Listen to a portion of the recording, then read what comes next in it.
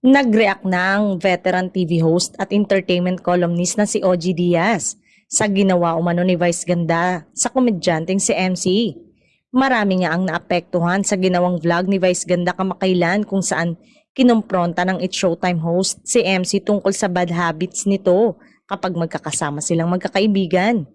Kinuna ng YouTube video ng magbakasyon si Vice sa Palawan kasama si MC at iba pa nilang kagrupo na pawang mga stand-up comedian. Sa isang bahagi ng vlog ay diretsang sinabihan ni Vice si MC tungkol sa nakaka-bad trip daw na ugali nito.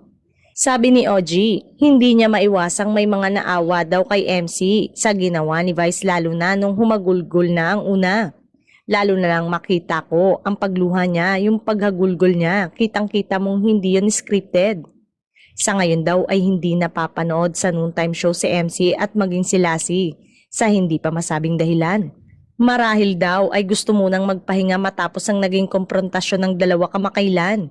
Siyempre nga naman damay si Lassie dahil duo o parang partner sila noong maging regular sila sa noontime show.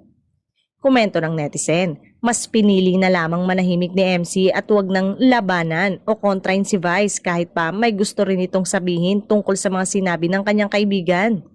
Gusto niya talagang pagbigyan si Vice kung ano ang magustuhan dahil nasa laylayan siya ni Vice Ganda sa Showtime.